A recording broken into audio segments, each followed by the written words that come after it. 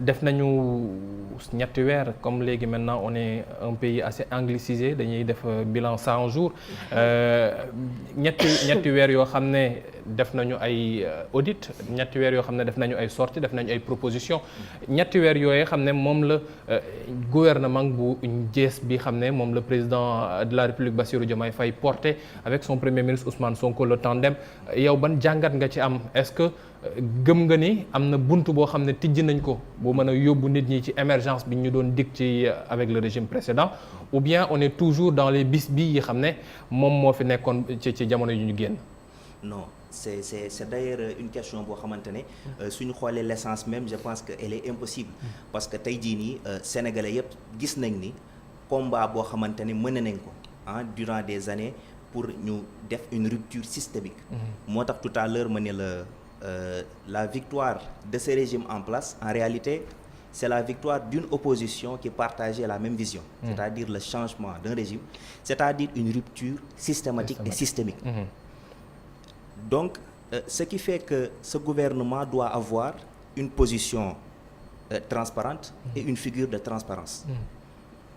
Quand je dis que gouvernement bi dafa war a am une figure de transparence c'est que lépp loo xamante ne woote nañ ko tey jii slogan bu bees bi ñu teg sur la table mooy jub jubal jubanti. Donc loolu ça donne une idée d'une rupture systémique. Cependant cette rupture ne doit pas seulement être théorique mais elle doit être concrète te il y a beaucoup d'enjeux yoo xamante ne sur la table war nañ koo mën a saytu parce que rupture suñ koy wax dafa am une rupture économique, une rupture politique mais également une rupture culturelle. Parce que ñetti point yooyu noonu lañ war a mën a baser ci réew pour mën a sukkandiku. te fi mu ne nii yow en parlant de rupture est-ce que pendant ces 100 jours-là ni ko Assane a waxee peut-être pas un bilan mais un récapitulatif de ces 100 jours est-ce que yow rupture bi est-ce que gis nga rupture te est-ce que fi mu ne nii li nga gis ba tey sur le plan économique politique culturel social dal na sa xel. C'est une question boo xamante ne dafa am ay éléments yu manqué moo tax mënuñu ci tontu. Et je m'explique. Le président de la République a été élu pour 5 ans. dañ ko fal ngir juróomi at président faluñu ko ngir 100 jours.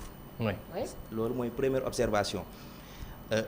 te réew bu ne su régime faloo dafay am li nga xamante ne moom mooy orientation benn feuille de route bi nga xamante ne dañ koy dëgmal présenter ko askan bi pour wane ni ñun fii lañ jëm. Face à cette situation en faisant recours à la dissolution tout simplement de l'Assemblée nationale. Parce que Assemblée nationale boo xamante ne elle n'est plus représentative.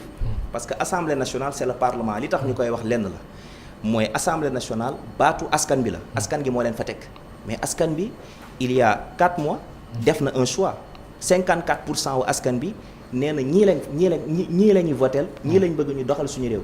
Donc ce Parlement est un Parlement fictif qui n'a aucune représentativité, il faut le dissoudre. Et actuellement le président il est confronté à des risques parce que gis nga député yi di wax ni que dañuy faire recours à des projets de loi pour empêcher président de la République def une dissolution de l'Assemblée nationale.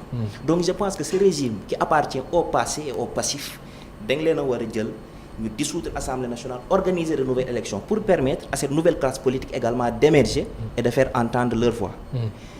mais ba wax man par rapport ak loolu bon je suis pas un peu d'accord mais je repose la question rek même su fekkee ne da nga ne assemblée bi nekkatul lu représentatif mais c'est une assemblée qui a été légalement élue légitimement installée est-ce que nekkul loo xam ne itam dañuy mujj nekk ci bourlingué ci benn vision politico-politicienne suñu waxee ne non ñoom ñoo minoritaire parce que il y a 4 mois derrière wax nañu lii donc nañ leen dissoudre est-ce que après en 2029 su fekkee ne dafa am beneen président bu bees ñëw fekk fi ab assemblée nationale bu bees du nekkaat doxalaatee nu ñu mel mu nekk réew moo xam ne dañuy nekk ci éternel recommencement alors qu'on sait que yéen xam ngeen ko élection xaalis la boo xam ne day jógee ci gafagay nit ki waaye itam ci gafagay réew mi.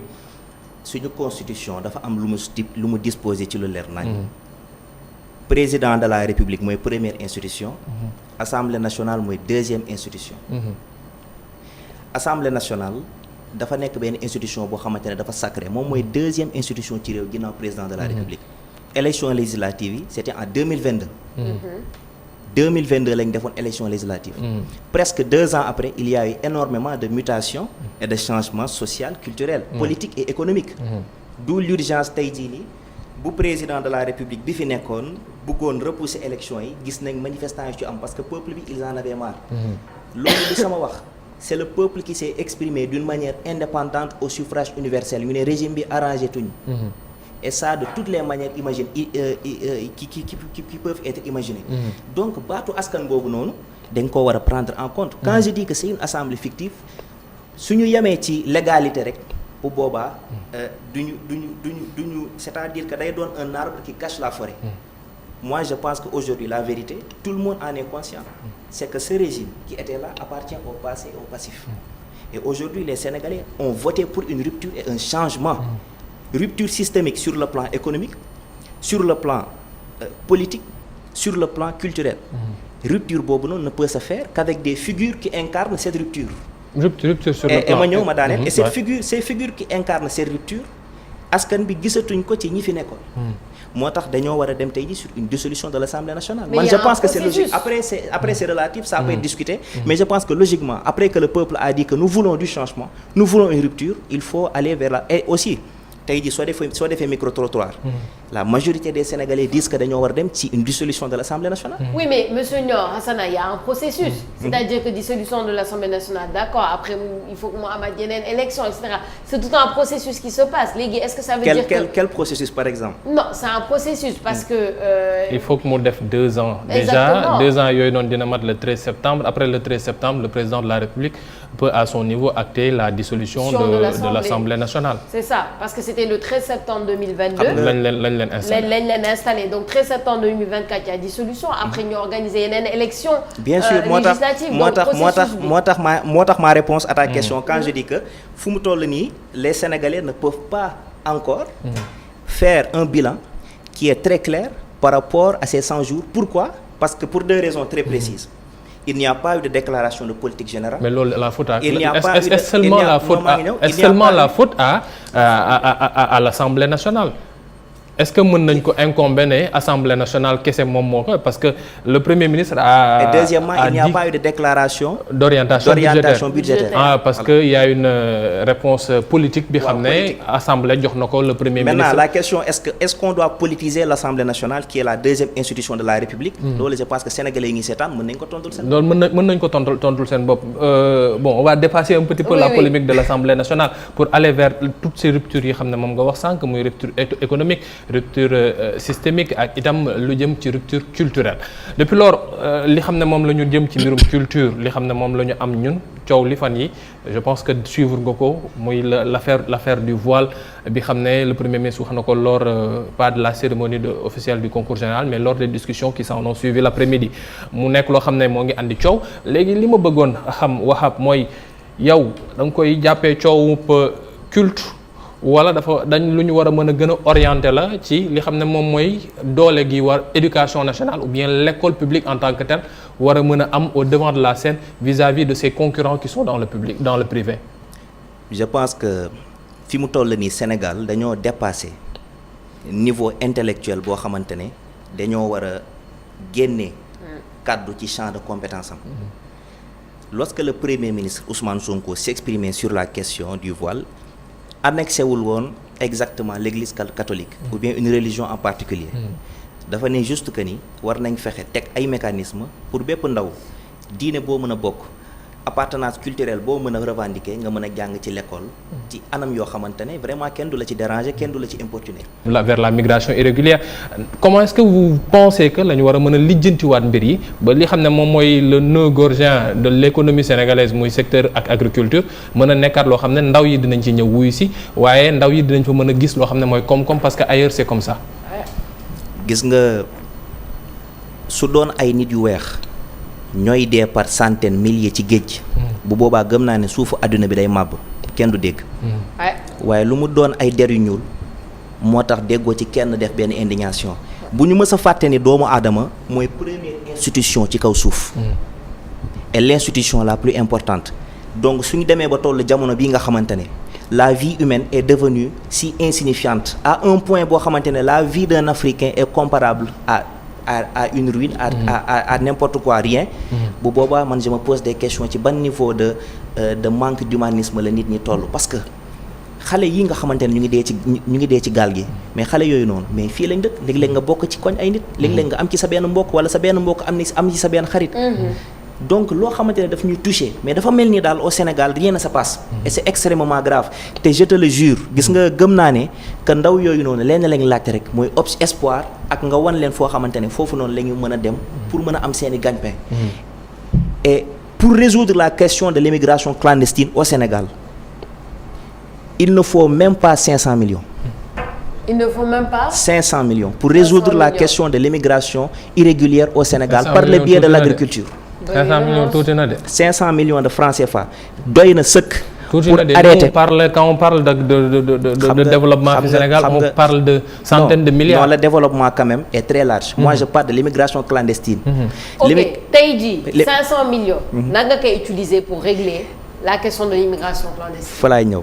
500 millions moins de 500 millions doy na pour arrêter l'immigration clandestine au Sénégal par le biais de l'agriculture. gis nga agriculture pour ñun ñi ci nekk wala di côtoyer ñi ci nekk mooy secteur bii nga xamante ne sur 1 hectare. war ngaa mën a ji sa benn culture exemple soble nga investir ci benn 3 millions. Si tout se passe bien nga am les méthodes et formations possibles tu t'en sors avec un 10 millions tey jii jëlal 10 jeunes nga partager leen 1 hectare jox leen les moyens pour ñu bay la première année l'immigration clandestine dina wàññeeku de 50%, la deuxième année dina wàññeeku de 70% et la troisième année on parlera de 90%. Quand on dit que l'agriculture est le futur tey jii ni Sénégal amul autosuffisance alimentaire. Non. C'est-à-dire ñun on n'est pas en mesure d'assurer notre propre nutrition. Donc réew boo xamante ne li ngay produire doyul ana naka ngay amee industrie te secteur secondaire mooy secteur boo xam ne moom mooy gën a absorber emploi ci réew. Donc c'est une continuité aujourd'hui si on a assez de production des jeunes yoo xam ne ñu ngi ci agriculture ci la ñuy mën a gën a amee fit ak ay tey jii nii ak ay xarala yi nga xamante ne dinañ mën a dem ci une industrie massive. loolu nag loolu mooy ñu dem ci communautarisme par rapport ak suuf si niñ koy séddale. mu bañ a nekk loo xam ne benn nit moo koy yor. non xam nga yow mën nga am 100 hectares. mais sur ces 100 hectares tu en fais profiter à 1000 personnes. affaire bi du foofu lañ ko war a canaliser parce que après dañuy dugal ci ay débat contentieux ak politique. fii ñu indi wax bi mooy jeunes yooyu noonu tey jii l'État a des forêts classées. État bi am na des territoires disponibles. mais État bi na ko daggal ndaw ñi ñu ñëw ñu béy accompagner leen ci man waxuma État bi jox leen xaalis de. dama leen ne État bi na leen jox ay moyens techniques. ay moyens aussi matériels. parce que agriculture au fin du compte soo xoolee bu baax. ginnaaw boo amee sa semence nga am sa ay engrais. nga am sa ay kii nii traitement pesticide yi nga war soxla say urée nga am tey jii nii ñoo xamante ne dañ lay defal sa ay désherbage nga am ndox bu doy surtout la problème de l'eau nga respecter les procédures techniques ba nga arriver à terme de ta culture mën nga cee gis sa bopp nga sant yàlla mais ndaw ñi nag amuñu information boobu moo tax lu ministre bi wax c'est important agriculture léegi dafa war a gën a fën gën a cool ñu xam ne que nekkatul damay xam nga keroog dama dem au Maroc bi ma defee sama masterclass gi ba ñëw Seneweb bu ma bindee c'est pas pour faire de la publicité mais am nañu ne que mais comment ça un agriculteur buy sol costume mais agriculteur dafa war a sol costume xanaa du nit mais sur le terrain bu boobaa mën nga adopter une position boo xam ne da ngay sol terrain bi lim la laaj donc agriculture jeune mën nga ci tedd mën nga ci aussi am lu bëri mën nga ci cool mën nga ci nekk loo xamante ne aussi di nga mën a teral sa ay waajur donc ku ne tey jii nii waratul gis agriculture comme lu précaire wala loo xamante ne donc état bi na génnee les moyens matériels qu'il faut encadrer ndaw ñi man aujourd'hui suñ demoon ci dans des banlieues yoo xam ne foofu émigration régulière bi dafa bëri imagine nga jël foofu noonu 100 jeunes nga jox leen 10 hectares nga ne leen ñëw leen wala nga jël 200 jeunes nga jox leen 10 hectares accompagner leen ñu gis ki seen bopp mais man bu boobaa su dee maa bokk ak koñ ak booy yooyu noonu année bi si topp damay ne lii mën na ne man soo mooyee damay ñëw imagine na ñu def une grande couverture nationale pour ça def ay programme ak ay slogan avoir des jeunes qui peuvent assurer cette communication permanente loolu gëm naa ne dinañ ci atteindre. au-delà des 3 mois de vacances. au-delà non mais 3 mois de vacances pas au-delà des 3 mois de vacances et au-delà même des 3 mois de saison de pluie. non moi je te parle d'un programme de 3 années. loolu kay moom. lu leer la Sophia. oui non justement monsieur Niang man li ma bëgg a xam mooy bon vous avez suivi on a aujourd'hui ministre de l'agriculture bi nga xamante ni il a peut-être une vision man ci li ma comprendre li ma gis une vision assez évoluée de la chose mu daal di xam ni il faut attirer les jeunes vers l'agriculture yow lan mooy sa xalaat ci loolu et puis est-ce que vous pensez que avec quelqu'un comme lui on peut y arriver à cette agriculture-là dont vous parlez? Bien sûr, moi je suis optimiste de nature. Je pense que c'est possible. Mais pour que cela soit possible, il faut que ñu am une déclaration de politique générale boo xamante ne. On y revient toujours. Voilà boo xam ne ministre bi dina def la politique. La question bu ñu war a poser Sénégal ban politique agricole la war a am. Quelle est la politique agricole que nous devons avoir au Sénégal boo xamante ne dina doon en face ak suñuy réalité démographique suñuy réalité climatique ak ban culture ak yan culture loolu il faut ñu daal di koy faram-fàcce ba noppi ñu imposer aussi bien que les publics que les privés ñu méngoo ak politique agricole boobu ñëpp def même chose bu kenn xool ñëpp topp ci bu boobaa ñun réew mi dinañ mën a échelonner petit à petit waaye su dee man ministre bi damaa ñëw ma ne nii la ñuy defee yow nga ne na nga bëgg defee keneen ne la bëgg defee bu boobaa ku ne dafay bay rek mais askan bi du ci gis boppam donc quelle est la politique agricole du Sénégal boo xamante ne ministre bi moom la proposé te ñu ngi koy xaar ci xëy na ci DPG bi dina génn mais moom la ñuy gën a xaar wala ci marathon budgétaire c'est important donc un budget de 500 millions pour l'agriculture yow loolu nga préconise. Un budget de 500 millions et peut-être même moins peut régler l'immigration clandestine en 3 ans. Ça c'est Abdoul Wahab et espérons que le docteur Mabouba Diagne ministre de la République dina ko dégg ba waxtaan ak moom. te li ma wax nii am na ba li doon gën a neex sax mooy mu am benn scientifique agricole boo xam ne mi ngi fii pour poser ma ay questions tey jii pourquoi 500 millions yi noonu gëm naa ne suñ jëlee 10 hectares des intrants ak yooyu noonu de A à Z on peut l'écrire te loolu de manière wutuñ ci dara parce que ñu ngi ci ba pare. mën nañ ko jébbal le gouvernement pour ñu trouver une solution par rapport à l'immigration clandestine. man li ma gëm mooy Sénégal agriculture mooy moyen bi gën a gaaw mooy moyen bi ëpp valeur ak bi gën a mucc ayib pour sauver jeunes yooyu noonu ci immigration clandestine parce que ñoom lan la ñuy laaj. wut ak am ngir yóbbul seen njaboot loolu rek la ñuy wut mais agriculture mën na leen ko jox te bu boobaa duñ génn ci réew mi donc état bi na si def ay jéego ci kàttanu suñu borom gëm naa ne dinañ atteindre suñu objectif. xam naa détail bi il faut nga bind ko proposer ko. non yaa Assane Top qui est là. et li ci gën a neex c'est un document qui est déjà écrit bu tudd agriculture pour la jeunesse. Voilà exactement. qui est déjà juste à mettre à la disposition du gouvernement. ma ne la dañ ko bind ba pare teg ko. et puis ça même bu dul gouvernement bi mën naa la ko yónnee nga lire yow. pour après yow nga mën ko jottali xëy na sa baat àgg foo xam ne man peut-être sa baat àggu. Inch'Allah. C'est important loolu moo tax sax ma lay laaj pour les 500 millions là nan nga koy defee nan nga koy. nan la koy tasee je pense que c'est nan nga koy tasee pour pouvoir régler ce problème c'est important en tout cas monsieur Niang di la gërëm di la sant malheureusement temps bi moo ñu tënk. mais di la gërëm di la sant ci teewaay bi. jërëjëf et puis peut-être un dernier mot pour nos téléspectateurs. waaw di am mbégte bu yaatu vraiment di bokk ci jotaay bi. jotaay de qualité di leen remercier aussi ci invitation bi di wax rek ni que Sénégal dafa taaru waaye waruñ koo xemmem dañ koo war a bëgg tey jii nii jeunes yi Sénégal daf leen war a jaral ñu xam ne amuñu li ëpp Sénégal ñu bëgg liggéeyal réew mi loolu mooy vrai patriotisme te gëm naa ne jeunesse bii di ñëw c'est une jeunesse décomplexée bu bari onde positif mi ngi ci suba ak ngooñ di wax ndaw ñi bu ñu ragal bu ñu décomplexé bu dara fëkk seen bët nañ gëm seen bopp xam ne changement wu réew mi par la force ci seen loxo lay jaar su dee gëm nañ ko su dee formé wu nañ su dee aussi nangu nañ jaar fi ñu war a jaar te loolu noonu gëm naa ne dara amul benn obstacle jamono ji parce que am nañ gouvernement bu jeune donc man je dis juste à ces jeunes qui me suivent sur les réseaux sociaux qui me suivent dans ce pays ou à l'international da xam ne que am nañ impact positif bu ñu war a mën a def ci réew mi et loolu ça passera par ñu gëm seen bopp bañ a am complexe te ñu xam ne que Sénégal du alalu kenn ñëpp ko bokk. C'est ça.